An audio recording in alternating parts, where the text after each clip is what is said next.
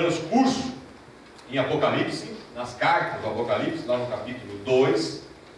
Nós vamos ver aqui hoje a quarta carta. Já vimos a primeira carta, que foi de Éfeso. Já vimos a segunda, que foi de Esmirna. Vimos a terceira que foi de Pérgamo. E hoje vamos ver a carta de Tiatira.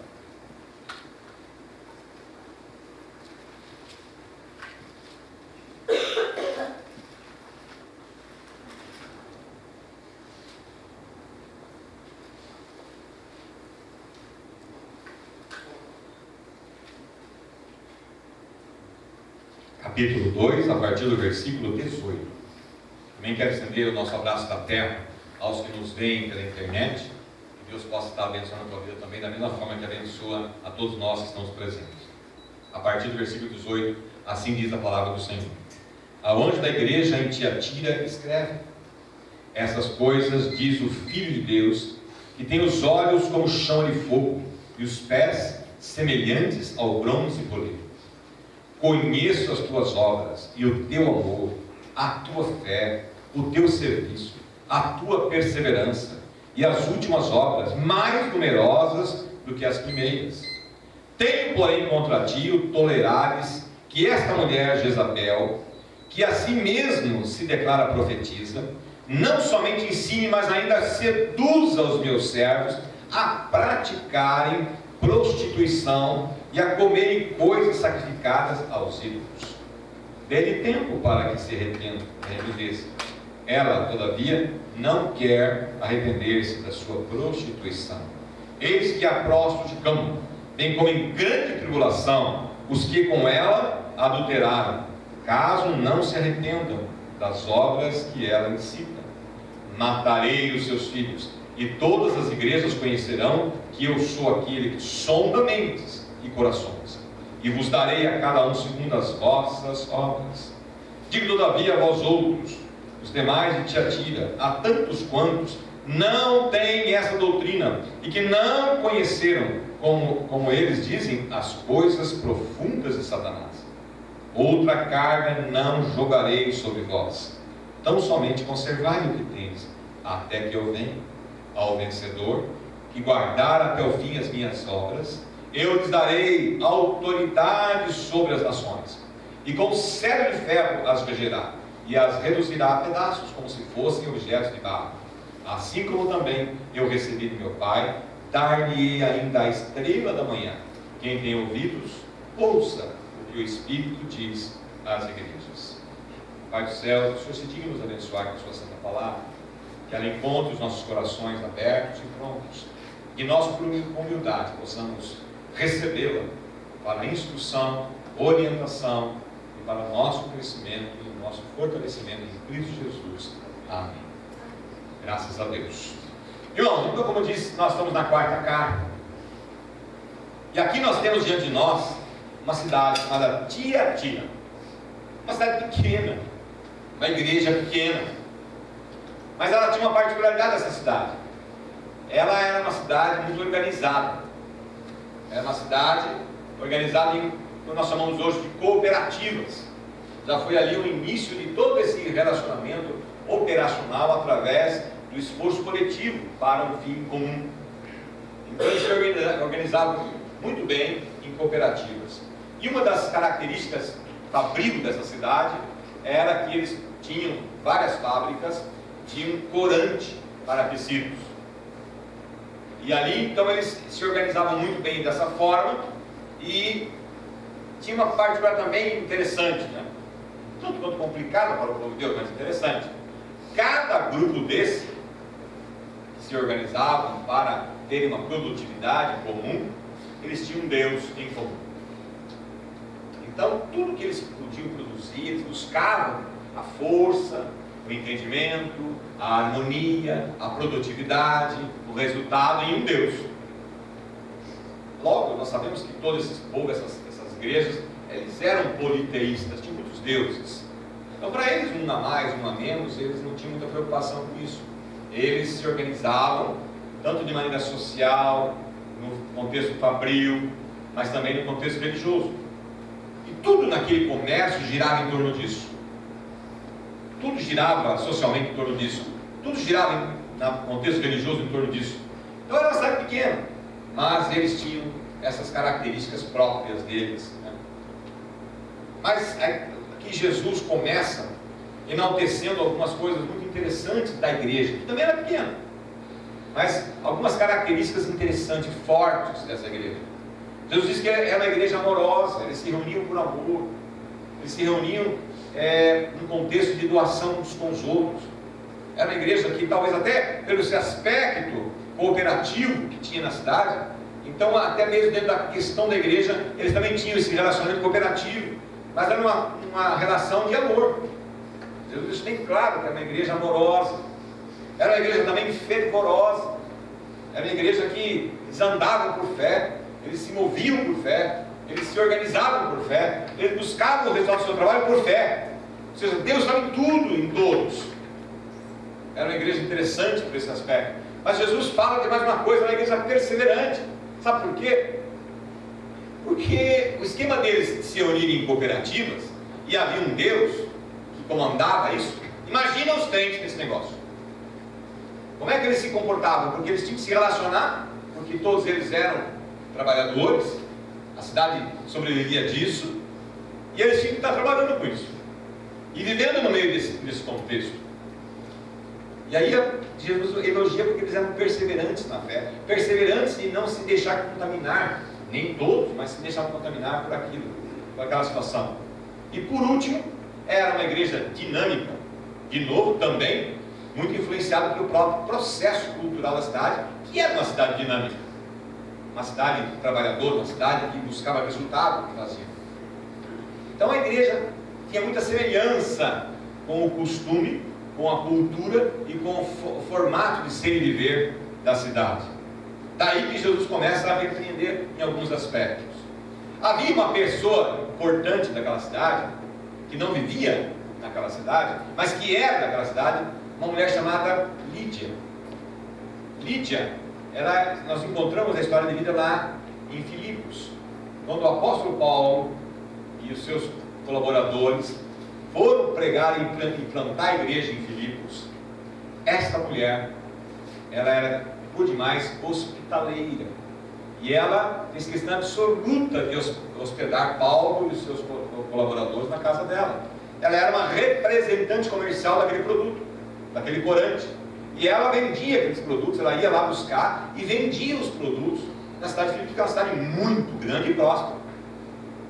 E aquele amor que ela aprendeu a viver lá, ela vivia lá em Filipos, a ponto de fazer isso. Ela fez questão absoluta de hospedar Paulo. Paulo tinha como uma visão de trabalho não depender de ninguém. Você sabia que Paulo era fabricante de tendas, e onde ele ia, ele exercia a sua profissão para não depender da igreja, porque as igrejas eram pequenas, as igrejas não tinham recursos, as igrejas estavam sendo formadas. Então Paulo fazia questão de não se tornar dependente de qualquer igreja. E naquele local, naquele momento, ele aceitou o convite. E onde estava Lídia? Lídia estava lá à beira do rio, com um grupo de mulheres orando, louvando a Deus. Até porque na sinagoga dos judeus, eles tinham dificuldade de se relacionar em adorar a Deus, porque os judeus rejeitavam de maneira muito veemente também os cristãos. Os romanos também rejeitavam, os judeus rejeitavam. Então Lídia, com algumas mulheres, estavam lá na beira do rio, adorando, louvando, cultuando a Deus. E Paulo, que também procurou um lugar ermo para poder estar com os seus discípulos, ali os seus seguidores, os seus colaboradores, encontra Lídia, encontra aquele grupo de mulheres, orando, adorando a Deus. E imediatamente ele entra em contato com elas, e imediatamente Lídia o convida, e os convida, já que ela era uma mulher que tinha alguns recursos, os convida para serem hóspedes em sua casa. E o tempo que Paulo e os seus colaboradores permaneceram em Filipos, ela os hospedou, ela meio que bancou o ministério de Paulo naquele momento, naquela cidade. De onde ela trouxe isso? Lá da igreja de Tiatira, da onde ela se relacionou. Mas Jesus aqui tem algumas considerações para com essa igreja. Nós vamos lembrar de novo, né?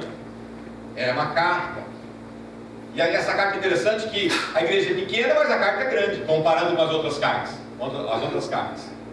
Por isso que a gente tem aquele velho ditado assim, tamanho não é documento. Por quê? Porque a gente tem esse contexto. Que Jesus, entre as cartas que mandou, essa é uma das maiores cartas. Para uma igreja pequena. A atenção de Jesus foi grande para essa cidade, para essa igreja. Ainda que sendo uma igreja pequena, uma igreja de pequena influência, mas o que eles viviam e o que eles faziam era realmente diferenciado. Então nós vamos ver aqui, nesta carta, algumas considerações de Jesus. Primeiro, vamos ali olhar, voltando à carta, versículo 1, essas coisas diz o Filho de Deus. Aqui Jesus já se identifica como sendo Filho de Deus. Ele se coloca na introdução da carta, se pondo ali como o Messias, como o escolhido de Deus, como aquele que era o Salvador, aquele que foi, o que morreu na cruz, que era vivo, estava vivo.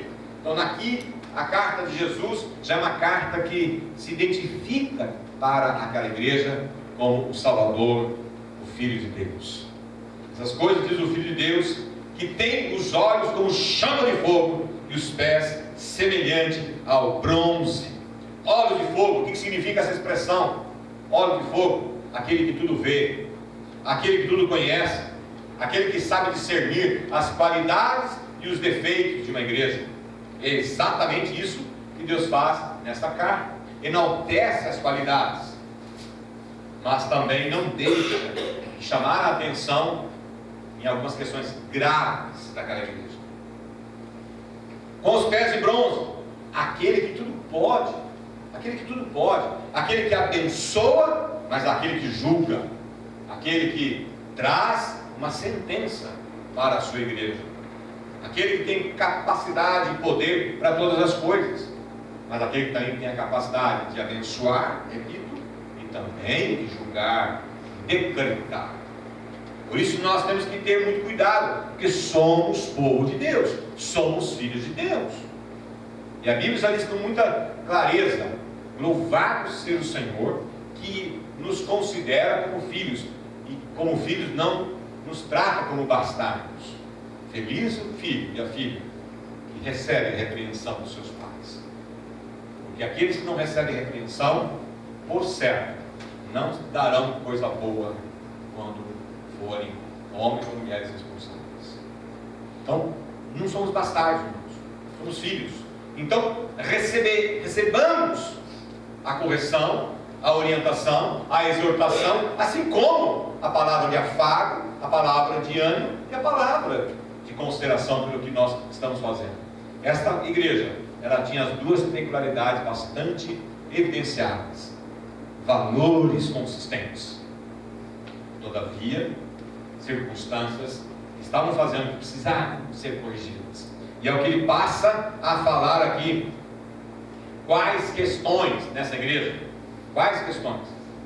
A primeira que se evidenciava era uma igreja tolerante com o pecado. Entendam que coisa diferente e estranha.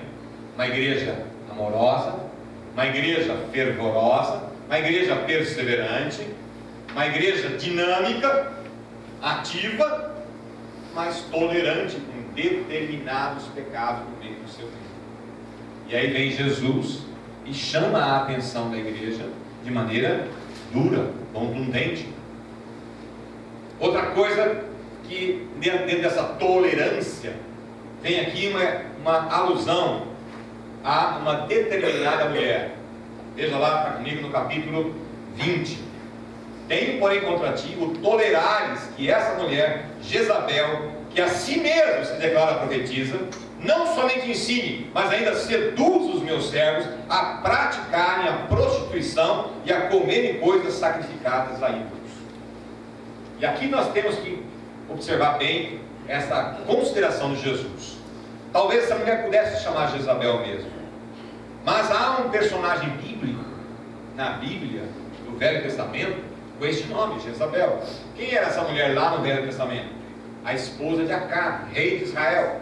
Ela era filha de um outro rei, Moabita, Moabe, povo esse que adorava a Baal, um reino que adorava um ídolo, e ela era fervorosa, ela era uma profetisa de Baal.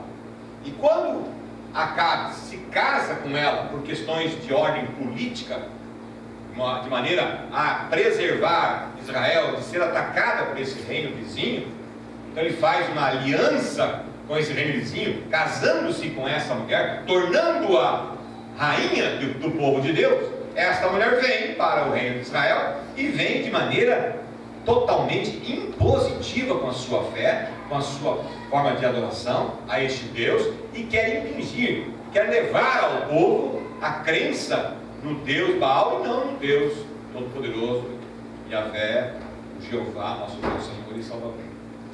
E ela é uma mulher atuante, uma mulher que gera de fato ações contundentes no povo, no reino, para que o povo se desvie da fé verdadeira e vá para o lado de Baal, a ponto de ela ter um embate extremamente interessante, importante, com o profeta, aonde o profeta Elias tem um embate tremendo com os profetas de Baal. Nós conhecemos a história lá no Monte Carmelo, aonde há aquele episódio por muito interessante, quando se reúne 400 profetas de Baal, ele sozinho, e mais o povo todo estava ali reunido, e ele faz uma proposta que é um desafio com os profetas de Baal. Eles constroem um altar. Nesse altar vai ser consagrado aquele animal a Deus, ou a Deus Todo-Poderoso, ou a Baal. E é posto esse animal sobre aquele altar, e é feito um combinado entre eles. Esse combinado é: o rei, aliás, o Deus verdadeiro, há de receber essa oferenda, queimando a oferenda. Então, vocês são em 400 aí, sacerdotes de Baal. Vocês peçam, eu dou para vocês a primazia, vocês peçam a Baal que aceite a oferenda e que venha fogo do céu e consuma esse animal. Nós não vamos colocar fogo no altar. O fogo tem que vir do céu. Baal sendo Deus, vocês sendo essa multidão de profetas dele, sacerdotes dele, então vem o fogo do céu. E eles concordam. E aqueles sacerdotes começam ali a criar toda uma liturgia, todo um ritual, e eles começam, diz a Bíblia, que eles começam a se bater com chicote, largando o sangue do corpo, pedindo a Baal que lance fogo do céu, e ficam ali meio-dia. E daí, ao longo desse processo, começa a brincar com eles. Ué, eu acho que vocês não estão orando aí como deveriam, sejam mais fervorosos. Vocês não estão aí pedindo com toda a fé, sejam mais fervorosos, porque não está vindo céu, não está vindo fogo, peçam mais força. Aí tratando ele diz assim: eu acho que Baal deve estar tendo uma soneca, porque ele não está ouvindo vocês. Eu acho que vocês devem. E aí eles se cortavam, se lançavam, se faziam de tudo. E nada. Até que passou meio expediente inteiro. Aí Isaías chegou e falou: bom, agora é minha vez. E ele foi muito ousado. Ele pediu que trouxessem muitos baldes de água e encharcassem a lenha, e muita água. E chegou ao ponto de que a água escorria assim, pelos valeiros, pelos buracos. E ele disse: ainda não tem suficiente, encham as valas ao redor. E eles encheram as valas. Então aqui, imagina, a lenha ficou encharcada, a pedra que estava sustentando ficou encharcada, o animal ficou totalmente encharcado. E aí ele ora ao Senhor, e vem fogo do céu, e diz a Bíblia que aquele fogo consumiu o animal, consumiu toda a madeira e consumiu até as pedras. E naquele momento o povo começa a cair bruxo no chão. Jeová é Deus, Jeová é Deus, Jeová é Deus. E naquele momento, então, a Bíblia diz que ele chama os 400 sacerdotes de Baal e manda que o fogo os mate a todos. E isso acontece. Jezabel, eu fico sabendo disso, manda um recado para eles: não se porá o sol sem que eu não tire a tua vida. E o que você fez, eu farei com você. Então, essa era Jezabel. Jezabel era a mulher que ficava mandando no país, porque Acabe era um rei molão, era um rei que não estava muito afim de ser rei, e aí ela que governava na verdade, ela que fazia às vezes de rei ali. Ela era uma rainha ativa, dominante, e ele era um rei meio molão. Então ela era essa pessoa, e ela fazia acontecer, ela construiu vários e vários altares por todo o reino a Baal. Então, nessa passagem, nessa carta, há essa referência de que nessa igreja havia uma profetisa que se auto-intitulou profetisa, e ela dava aulas, ela influenciava o povo, ela falava de coisas assim: ó, é preciso entender bem a ação do diabo. Então, a melhor maneira da gente entender é ver como ele age. E ela abria condições para que o povo, nessa falácia de conhecer a estratégia do diabo, ela introduzia uma série de ações na igreja e no meio do povo, para que o povo concordasse com as práticas dos deuses da cidade. Até mesmo nessa questão da cooperativa aí, ela insinuava que nada demais tinha. E lá na reunião da cooperativa daqueles deuses, não, você pode ir, você fica lá junto, mas você não precisa também adorar o Deus, mas você deixa lá, porque se você não estiver lá, você não vai poder vender, não vai poder comprar, não vai poder fabricar. Então, ela tinha essa perspicácia de conduzir o povo para essa prostituição, porque a palavra prostituição aqui não é a mesma palavra que nós conhecemos hoje, que é de uma mulher prostituta que se deita com homens, mas ela tem a característica de adorar, servir a outros deuses. Também nessa característica sexual, mas essencialmente aqui era conduzir o povo para uma adoração a um Deus que não é o nosso Senhor e Salvador Jesus Cristo. Então essa era a reprimenda da igreja forte que nós vemos aqui. Portanto, nós estamos vendo aqui uma mulher que era tolerada, a palavra dela era tolerada, ela subia no púlpito da igreja, ela induzia os crentes ao pecado, e a igreja era passiva a respeito disso. E Jesus usa então de uma ação que, por isso que ele começou dizendo o seguinte: é um olhos de fogo e pé de bronze, ou seja, vê tudo, sente tudo, conhece tudo e age de maneira forte. Esse era o significado dos pés de bronze, agirá de maneira forte. E a própria carta nos induz a entender isso. Veja lá comigo, Jesus denuncia o pecado de Jezabel, dá o nome dela e mostra exatamente o que estava acontecendo, mas ele entra com uma palavra exortativa, mas ao mesmo tempo uma palavra de misericórdia. Ele está lá dizendo aí no 21: dê-lhe tempo para que se arrependesse. Ela, todavia, não quer arrepender-se da prostituição.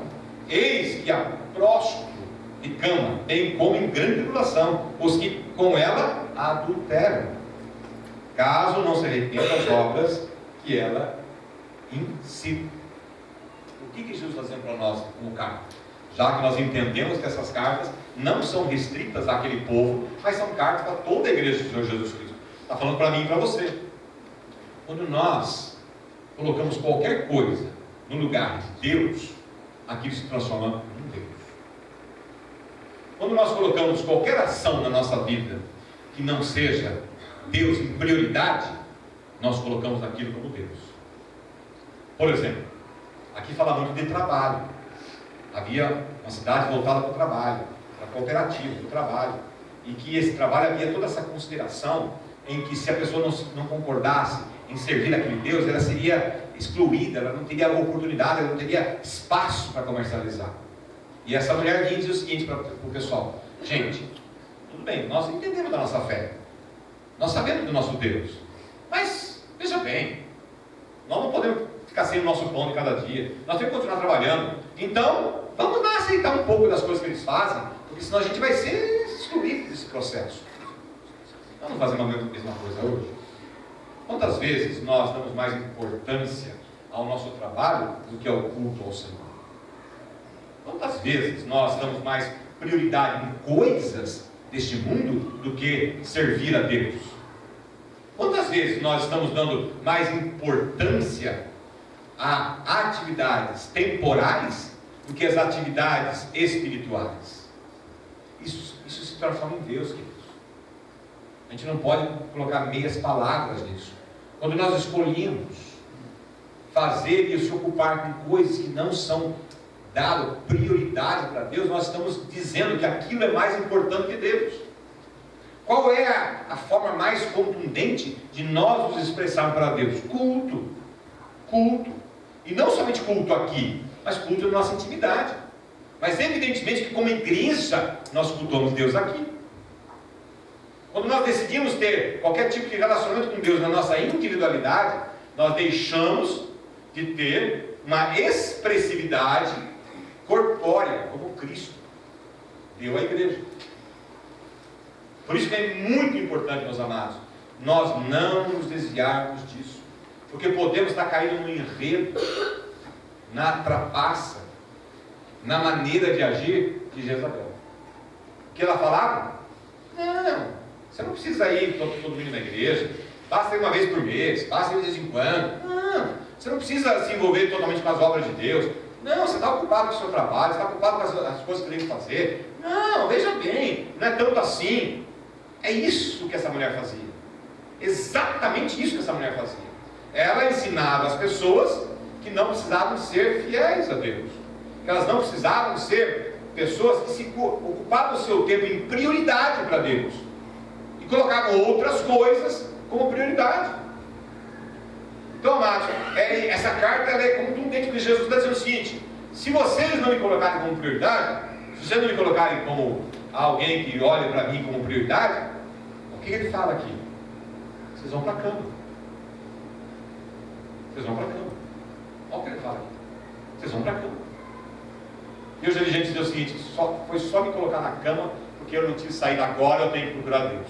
Eu já vi várias pessoas falando isso quando eu visito doentes e enfermos em hospitais. Já ouvi isso? Está escrito aqui, meus irmãos. Não sou eu que estou falando. Eis que a próximo de cama tem como em grande tribulação os que com ela adulteraram, caso não se arrependam das obras que ela incita. É o que está escrito aqui. Eu estou revelando a palavra do Senhor para todos nós. É o que está escrito. E vai mais além. A palavra de Deus é muito mais contundente, muito mais dura. Matarei os seus filhos, e todas as igrejas conhecerão que eu sou aquele que sonda mentes e corações, e vos darei a cada um segundo as vossas obras. Ação e reação. Nós não somos salvos do que nós fazemos ou deixamos de fazer. Mas eu digo o que, continuo dizendo o que eu disse no início: Deus é um Deus de bênção, como Deus de justiça. Deus é um Deus que olha e está dizendo aqui: conheça a sua mente, conheça a minha mente, e conheça o seu coração, o que eu penso e o que eu sinto. E do que eu penso e o que eu sinto eu faço. Eu vou agir de acordo com o meu coração e minha mente. Quando Jesus estava tratando com alguns homens da igreja da sua época, que aqueles fariseus estavam dizendo, estavam criticando os apóstolos, porque eles não lavavam as mãos e eles não faziam jejum, Jesus disse assim: não é o que eles comem que é o problema, é o que sai de dentro do homem que é o problema. Porque Jesus conhece o coração e a mente. E Ele está dizendo para nós outros essa noite: muito cuidado com as decisões que vocês tomam, muito cuidado com o que vocês pensam, muito cuidado com o que vocês sentem a meu respeito, diz Jesus, porque eu conheço as suas obras. Quando ele começa a carta dizendo: Jesus é aquele que é o Filho de Deus e tem os olhos de fogo, isso é uma expressão muito forte, porque os olhos de fogo é o que penetra, o que age lá no profundo da alma de cada um de nós. Quando nós tomamos decisões, toda ação tem uma reação, toda causa tem um efeito. Nós temos que compreender isso, meus amados, porque isso é uma carta enviada para nós outros, é uma carta, é exatamente o pensamento de Deus. Queremos conhecer Deus? Eis aqui a palavra do Senhor, se dando a conhecer aqui como Ele pensa, qual é a maneira que Deus pensa. Ele está tentando revelar um pouquinho dele, como ele pensa. Ele está dizendo, se vocês pensarem de uma maneira a construir em seu coração uma prioridade para mim, vocês serão abençoados. Vocês serão abençoados. Mas se vocês pensarem em mim como alguém que ocupa a sua vida em segundo, terceiro, quarto, quinto lugar, nós temos que entender que Deus é zeloso conosco, caprichoso e ciumento. Deus é zeloso, caprichoso e ciumento. Ciumento com cada um de nós. Deus é ciumento quando nós ocupamos a nossa mente e o nosso coração em coisas que ele chama de temporais, coisas que o bicho come, coisas que o ladrão rouba. Ele diz assim, ele diz para nós: coloque o seu pensamento, coloque o seu coração em coisas que o homem não pode roubar, que o bicho não pode comer, que o tempo não pode correr, que são as coisas espirituais, não as coisas dessa terra. Porque se vocês pensarem assim, como eu estou dizendo, diz Jesus, como eu estou dizendo, diz Jesus, vocês serão abençoados. E aí vem Tiago e diz assim: vocês oram e não recebem, porque vocês não sabem orar como deve ser orado. Quando ele está dizendo isso, Tiago está dizendo assim, é porque no teu coração, você está armazenando no teu coração coisas que não agradam a Deus. Deus, ele conhece o coração da gente. Então não dá para ficar com firula com Deus, não dá para ficar com conversa mole com Deus. Não dá. Ele conhece o coração. É isso que essa carta está dizendo. E essa carta é para você e para mim. O bom é que ele diz assim, ele chama ao arrependimento, ele abre a porta da oportunidade. Deus não se agrada em repreender a gente, Deus não se agrada em causar problema para a gente. Deus se agrada com o coração quebrantado, coração derramado. Ele diz: este eu ouvirei. Aquele que me procura com o coração derramado, aquele que me procura com o coração arrependido, este eu ouvirei. Ele abre o espaço para nossa oportunidade de arrependimento. Ele diz que até a disciplina, gente, mas porque Ele nos ama. Ele nos ama.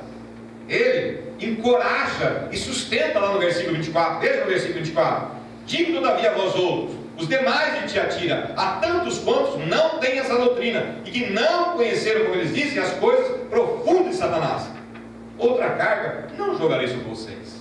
O que ele está dizendo, irmãos? Naquela igreja havia aqueles que eram adeptos daquela mulher e havia os que não concordavam. Ele está dizendo: aos que não concordam com ela, aos que não a ouvem, aos que procuram me colocar em prioridade, esse eu não vou colocar carga nenhuma. Não vou colocar carga nenhuma. Está escrito aqui, ó, outra carga não jogarei sobre vocês. Ou seja, é o que Jesus diz para nós: eis que estou à porta e bato. Aqueles que ouvirem a voz e me ouvirem e abrir a porta do seu coração, eu vou entrar dentro do seu coração e vou ter uma intimidade com você, porque o meu jugo não é pesado, meu jugo é suave. O que é jugo? Questões de carga.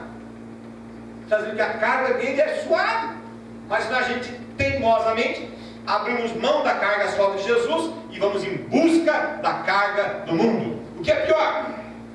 Aqui, aqueles que buscavam o quê? A profundidade de Satanás. Olha que coisa terrível.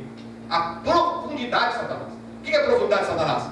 Acabavam se deixando levar pelo engano, pela mentira. O que Satanás é? O pai da mentira. Qual é a profundidade de Satanás? Mentira. Mentira.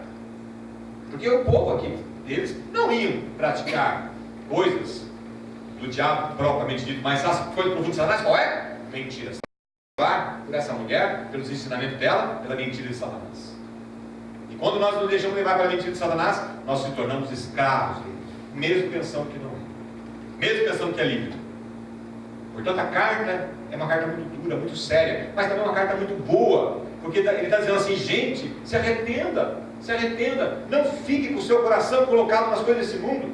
Como bem diz o apóstolo Paulo, não vos conformeis com esse século, não vos conformeis, mas mudai a vossa mente, mude a sua cabeça, mude o seu coração.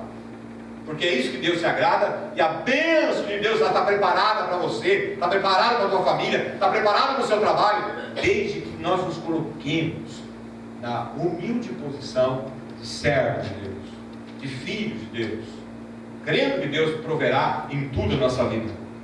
Por fim, ele diz assim: eu ainda vou presentear vocês, versículo 26, presentear vocês ao vencedor, ou seja, aquele que não se deixar levar pelos ensinamentos de Satanás, ao vencedor que guardar até o fim as minhas obras, eu lhe darei autoridade sobre as nações. Sabe quem tem autoridade sobre as nações? Jesus. Sabe o que ele está falando? Que aqueles que perseverarem até o fim, aqueles que não caírem no enredo de Satanás, aqueles que não caírem nas mentiras de Satanás, vai governar este planeta com Jesus. Olha que coisa maravilhosa, gente. Que coisa tremenda. Que presente maravilhoso. Que prêmio maravilhoso. Sentar-se ao lado de Jesus. Teve a mãe de Tiago e João que chegou para Jesus e disse assim: mestre, vem aqui uma coisa para o senhor. Fala, filho. Eu quero ver meus filhos um sentado à direita, um sentado à esquerda. Ele falou assim: minha filha, você não sabe o que você está pedindo. Você não sabe o que está pedindo.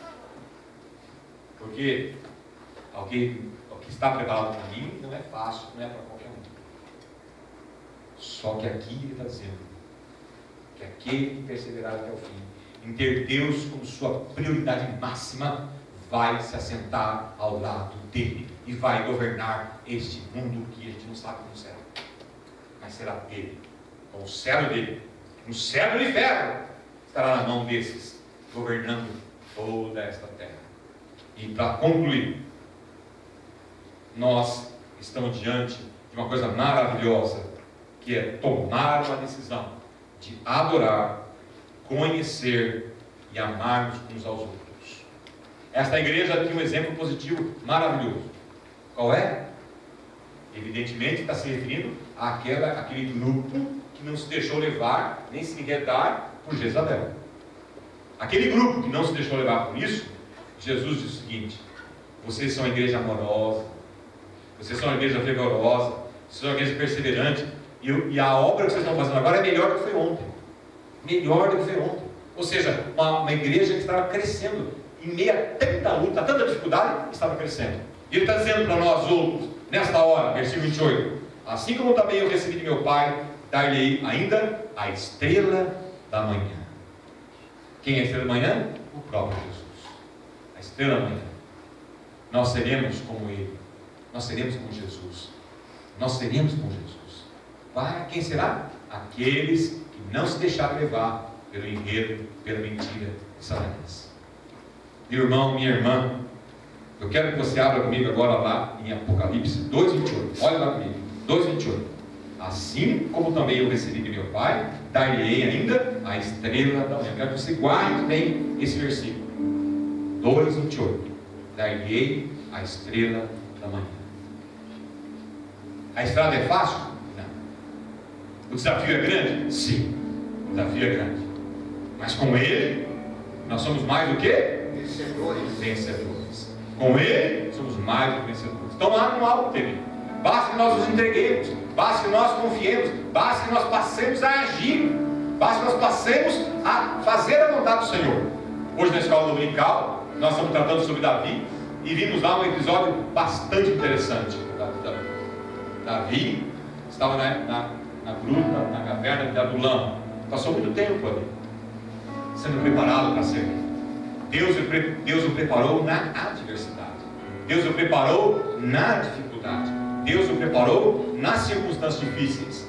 E os salmos de Davi são todos eles reveladores, dizendo que enquanto lutava, enquanto passava pela tribulação, enquanto vivia no meio de uma dificuldade enorme, Deus era com ele, Deus era o seu refúgio, Deus era a sua fortaleza, Deus era o que sustentava. E assim será conosco, para todo aquele que crê. Deus sendo conosco, quem será contra nós? Fiquemos em pé e vamos pedir a Deus que transforme isso em nossas vidas, né? Nós estamos aqui hoje para orar também ao término por duas orações, para os irmãos Ramos e Geonias, que estão vivendo um momento também de dificuldade e de enfermidade, e o Fumil também vai passar por um exame de ressonância magnética, né, filho? Uma ressonância magnética a respeito de uma pesquisa para encontrar alguma questão que ele precisa ser livrado e curado. Vamos orar então que Deus nos capacite nessa palavra maravilhosa a respeito desta carta da igreja de Tiatira. Igreja pequena como nós, mas uma igreja que no seu corpo havia gente que era fiel ao Senhor, gente que não caía em ciladas, gente que não caía em engano de Satanás. Isso seja conosco também nessa noite, na nossa vida, em nome de Jesus. Ó Senhor, nós queremos entregar essa igreja em tuas mãos nesta hora, pedindo que o Senhor possa nos abençoar e nos orientar em todos os passos da nossa vida. Senhor, não nos deixe cair em tentação, não nos deixe cair em nenhum enredo e engano de Satanás, nem tampouco, ó Pai, nenhuma falácia de quem quer que seja. Que nós continuemos sempre firmes, ó Pai, na Sua palavra, pois a Sua palavra é a verdade.